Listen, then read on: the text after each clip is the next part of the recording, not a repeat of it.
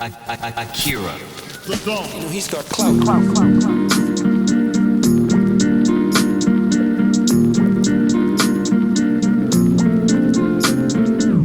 Are you prepared to suffer the consequences that society may deem you need to suffer because of your views? Yes, I'm prepared to do that. So what am I willing to do? What am I willing to do? If they find me, I won't pay it. If they put me in jail, I'll go on a hunger strike. I'm not doing this. And that's that. I'm not using words that other people require me to use.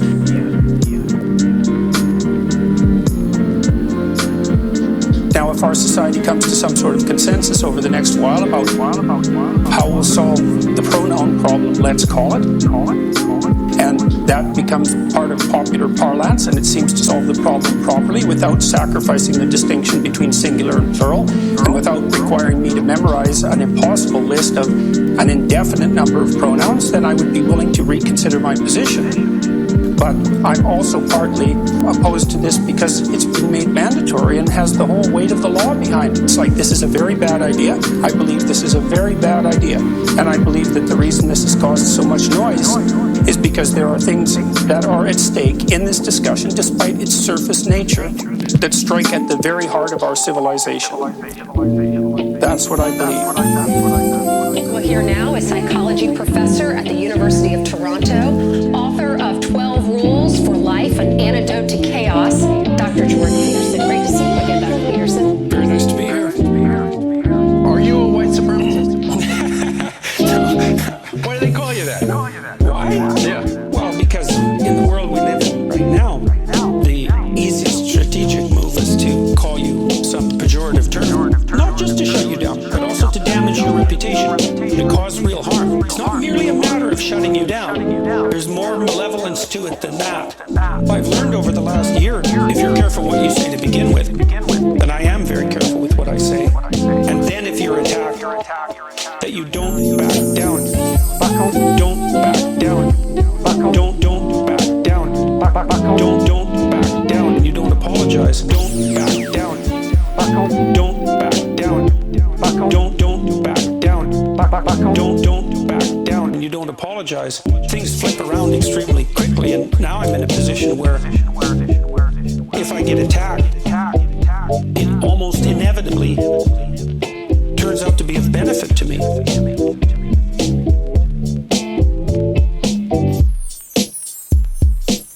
They say you're dangerous. Are you dangerous? Yeah. Why are you dangerous? Why are you dangerous? Because I think that someone who's trying to be good should be dangerous. Like otherwise, there's no force to you. There's nothing to contend with. We have this strange idea that the pathway to virtue is through weakness and harmlessness. And that's just simply not true. That's the pathway to uselessness and resentment. You should be able to be a monster and then not be one. Akira. I read this New Testament line decades ago. I could never understand it. The line is, the meek shall inherit the earth. And I thought, there's something wrong with that line. It just doesn't make sense to me. Meek just doesn't seem to me to be a moral virtue. Meek is not a good translation. What it means is this: those who have swords and know how to use them, but keep them sheathed, will inherit the world. Will inherit the world. Those who have swords and know how to use them, but keep them sheathed, will inherit the world. That's a big difference. It's so great. You should be a monster. You should be a monster. You should be a monster. You know, because everyone says, well, you should be harmless, virtuous. You shouldn't do anyone any harm. You should sheath your competitive instinct. You shouldn't try to win. You don't want to be too aggressive. You don't want to be too assertive. You want to take a back seat and all of that. It's like, no. Wrong. You should be a monster. You should be a monster.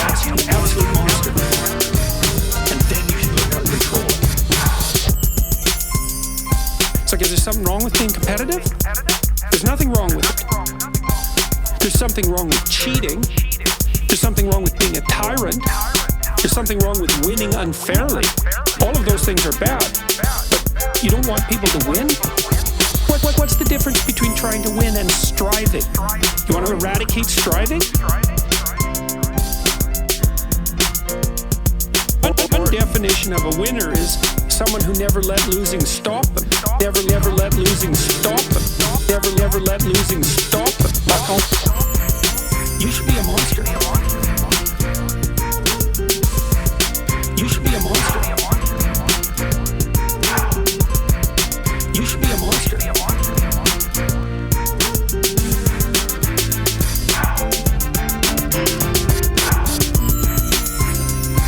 Life isn't a game. It's a series of games.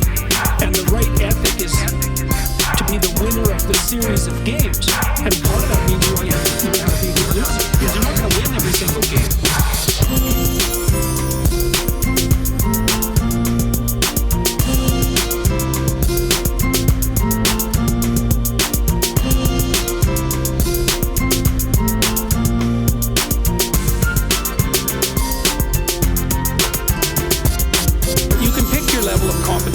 To some degree.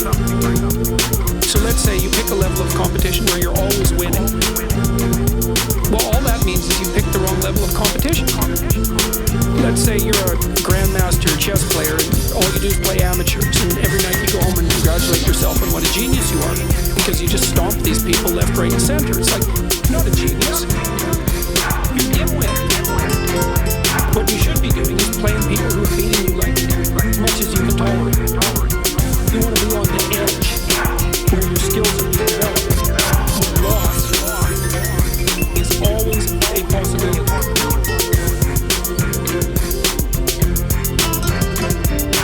Loss is always a possibility.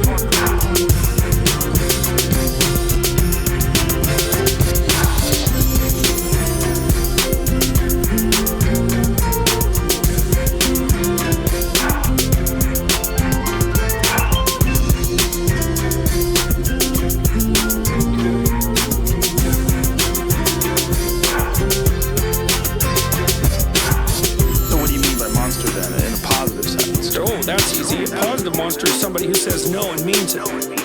Because when you say no, what you mean is, there isn't anything you can do to me that will make me agree to do this.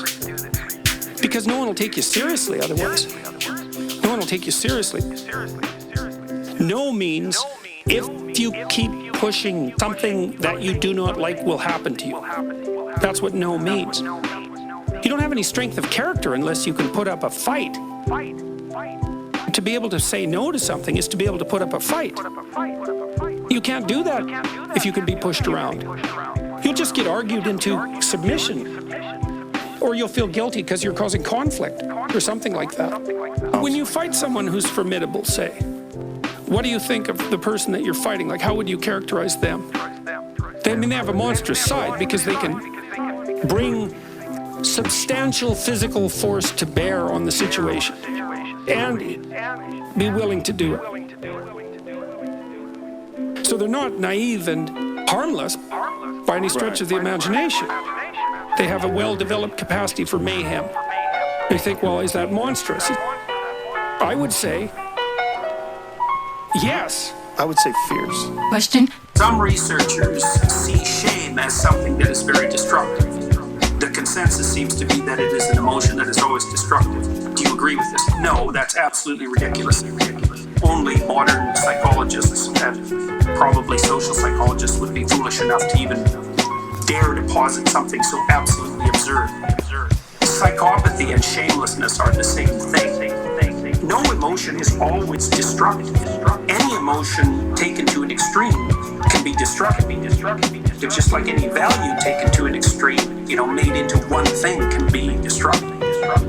So, joy can be destructive. I mean, people who are manic are in some sense possessed by a radical excess of positive emotion. They get incredibly impulsive, and it's terribly destructive. There's There's almost no form of insanity that's more destructive than mania.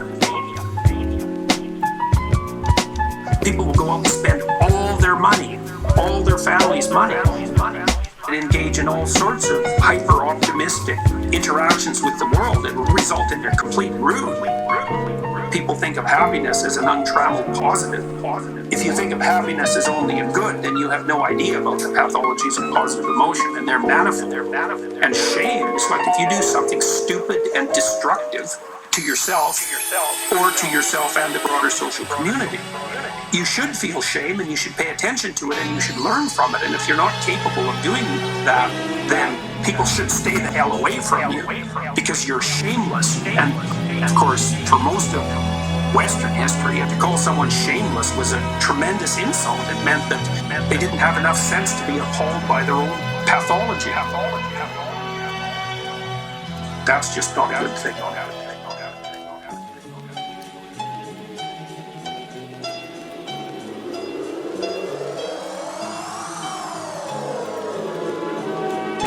Think about your life along 6 dimensions. The goal is this: you're going to take care of yourself. You're going to have a life in 3 years that justifies its suffering. That's the goal. So you can invent the damn life, but you have to think what you would be satisfied with so you wouldn't be all bitter and resentful. Like, okay, what do you want from your family? What do you want from your friends? How are you going to educate yourself? What do you want for your career? How are you going to use your time outside of work? How are you going to handle drugs and alcohol and other temptations like that? How are you going to keep yourself mentally and physically healthy? These are open questions. It's like you get to answer them.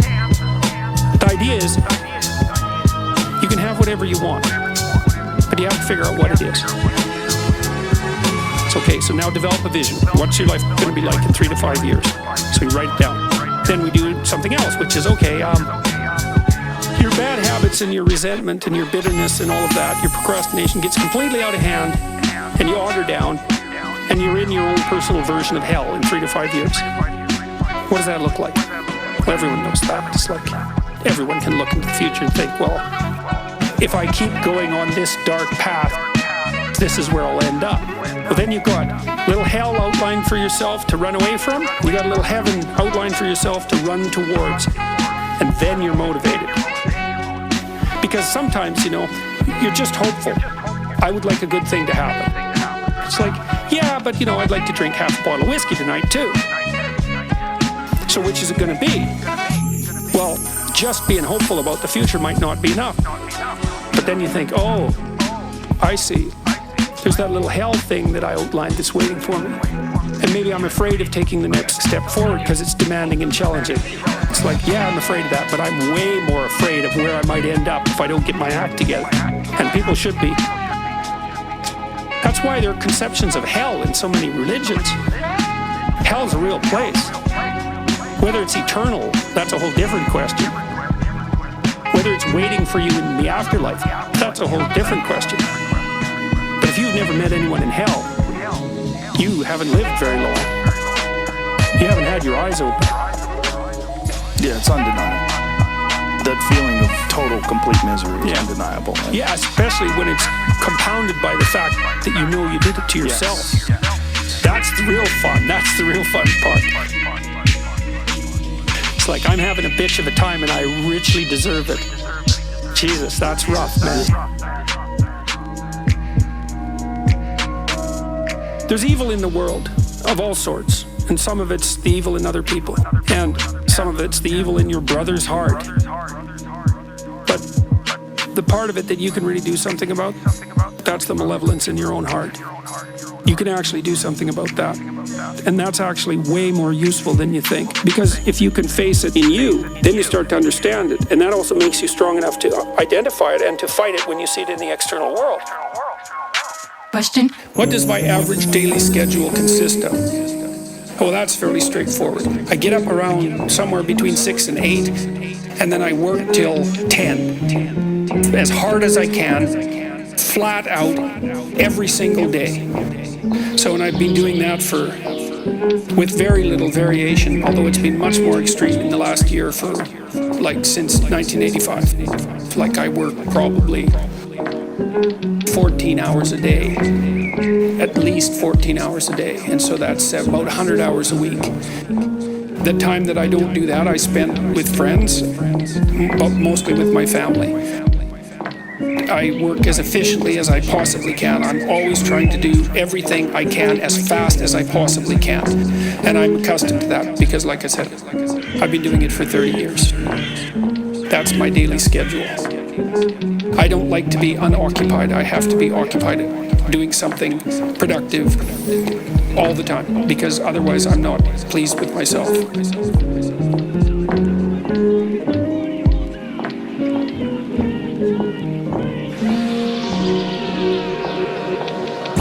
There's lots of people all over the world going out and doing reprehensible things.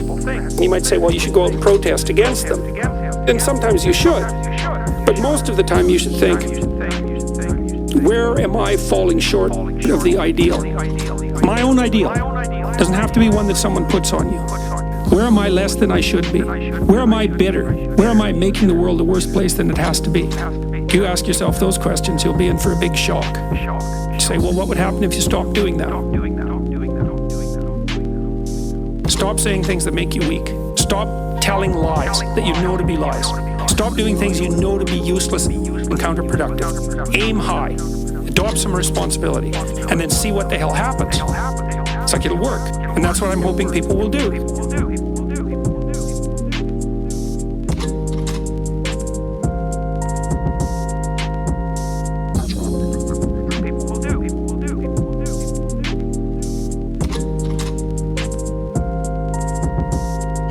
You want to lay your life out so that it's providing you what you need to not be bitter and to work for your best interests and for the interests of everyone else. That would be lovely.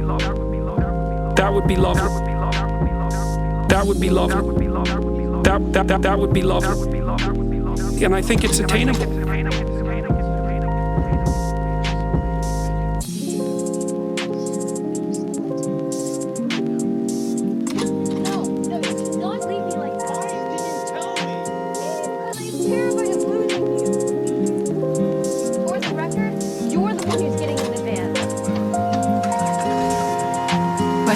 Does being justify suffering?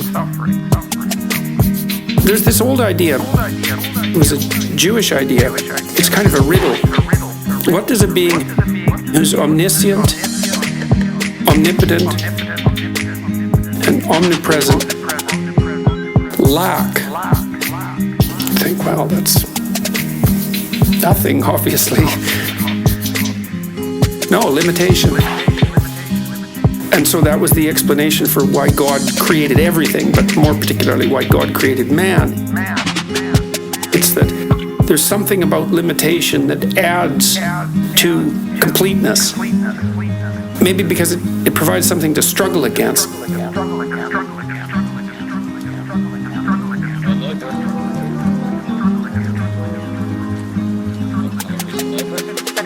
Anyways, back to fiction. Distills truth. It produces characters that are composites, and the more they become composites, the more they approximate a mythological character. And so they become more and more universally true and more approximating religious deities, but the problem with that is they become more and more distant from individual experience. One of the things that happened to Superman in the 1980s, he's got a heavenly set of parents and an earthly set of parents, and he's an orphan, like Harry Potter, very common theme. When Superman first emerged, he could only jump over buildings, and maybe he could stop a locomotive. By the time the 1980s rolled around, he could juggle planets, swallow hydrogen bombs, and he could do anything. Well, people stopped buying the Superman comics because how interesting is that? Something horrible happens and Superman deals with it. And something else horrible happens and Superman deals with it. It's like, that's dull. He turned into such an archetype. He was basically the omniscient, omnipresent, omnipotent God. That's no fun. It's like God wins, and then God wins again, and then again God wins. Again God wins. Again God wins. God wins again. So then they had to weaken him in different ways with kryptonite, you know, so green kryptonite kind of made him sick, and red kryptonite, I think, kind of mutated him. Anyways, they had to introduce flaws into his character so that there could be some damn plot. And that's something to think about, you know. There's a deep existential lesson in that your being is limited and flawed and fragile. You're like the genie, which is genius in the little tiny lamp. This immense potential, but constrained in this tiny little living space, as Robin Williams said when he played the genie in Aladdin. But the fact that you have limitations means that the plot of your life is the overcoming of those limitations. If you didn't have limitations, well, there wouldn't be a plot, and maybe there would be no life. Perhaps you have to accept the fact that you're flawed and insufficient and live with it and consider it a precondition for being. At this point, to my astonishment, Peterson begins to weep. Yeah, well, it says, see, now it did it to me again. Look, last night, you know, I was at this talk I gave, and about 1,000 people came, and about 500 of them stayed afterwards, and most of them were young men, you know, and just one of them after the other comes up to me, and they shake my hand, and they say, look, I've been listening to what you've been saying for 6 months, and it's changed my life. It's like I was depressed, I was addicted to drugs, my relationships weren't working out, I was hopeless, I didn't have any goal. I started cleaning up my room and telling the truth and working hard on myself, and it's really working, and I just want to thank you for helping me. And I thank God, it's so sad that so many of these men, you know, they've not had an encouraging bloody word, a real encouraging word in their entire life. It just takes a little bit of encouragement and care so that they're willing to set themselves straight to some degree and start trying. It's just a catastrophe that's so rare in their lives. And so, yeah, well, every time, see, because I see the same thing when I'm talking. My audiences are often composed mostly of men between, say, 20 and 35. Not exactly young, but young enough.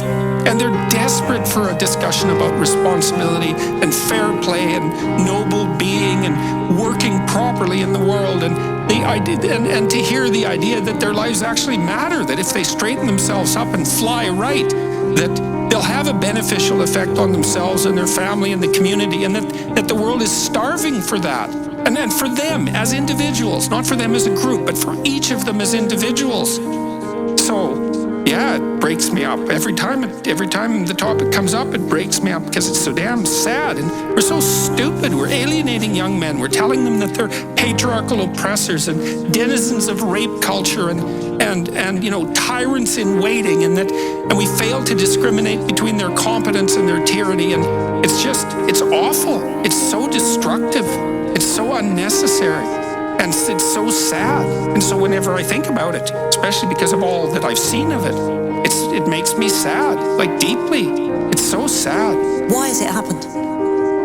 Oh, God, that's a complicated question. I mean, well, it's partly happened because every culture has a tyrannical element, you know. I mean, our culture isn't perfect. There is oppressive elements to it. It's not completely fair. So some of it is just the age-old observation that you don't get a culture without a bit of a tyranny. A lot of it is resentment and failure to take responsibility. You know, it's people saying, instead of looking at the part they play in making the world a dark and terrible place, they blame something like the patriarchy and then assume that all the men who compose it are somehow malevolent tyrants or tyrants in waiting. It's like it's ideological possession. There's just no excuse for it. It's motivated by resentment. Does feminism have a role to play in that? Well, it depends on how you define feminism. If it's the feminism that says, wouldn't it be lovely if women could offer what they have to the world so that the world would be a better place on the same footings as men? Well, no, that's great. If it's the feminism that says that Western culture is an evil, corrupt patriarchy, then absolutely. There's no excuse for that sort of thing, and it completely dominates the universities, especially in the humanities. Like, we really believe, most left-wing academics believe, that that the Western culture is a corrupt patriarchal tyranny. I mean, God, wake up. Most governments in the world are run by thugs, absolute thugs. They'll kick in your door and kill you in your sleep. In the West, we have, well, a wonderful civilization. People are as free as they've ever been. You can live well here as an individual. And to consider that, you know, a corrupt patriarchal tyranny, and to lay that at the feet of young men, and then to tell them that they have to be discriminated against because of the systemic, let's say, racism and misogyny of the past.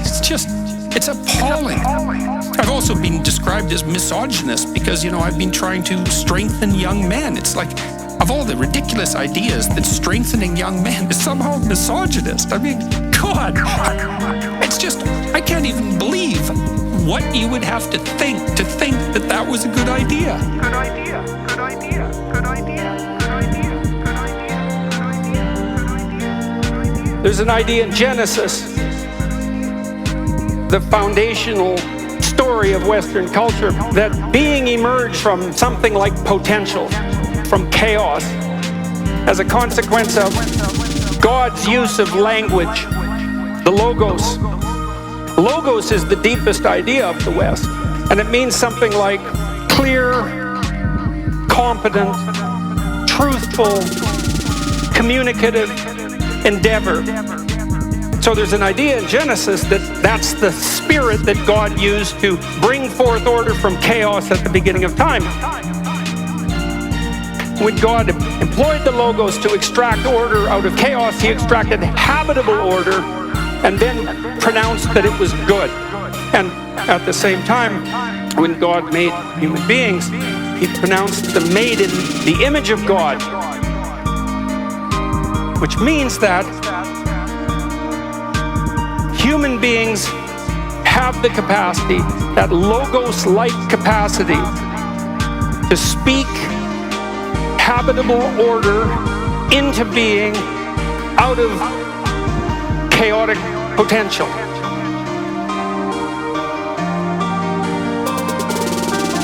If you do that truthfully, then what you bring forth is good. There's a meta question, which is not how do you solve a difficult question, but how do you solve the set of all possible difficult questions? And the answer to that is quite straightforward. Speak the truth and play fair, and that works. And so I've been communicating that as diligently as I can for the last 3 decades, predicated on my observation that we got some things right, that we should do better with it even, and that if we transformed ourselves, each and every one, into better people, predicated on the observation of that core identity, that we would then become collectively the sort of people who could probably solve any problem that was put to them, no matter what its magnitude. Be the sort of people that can generate the proper solutions. And then perhaps the solutions will arise of their own accord. Thank you.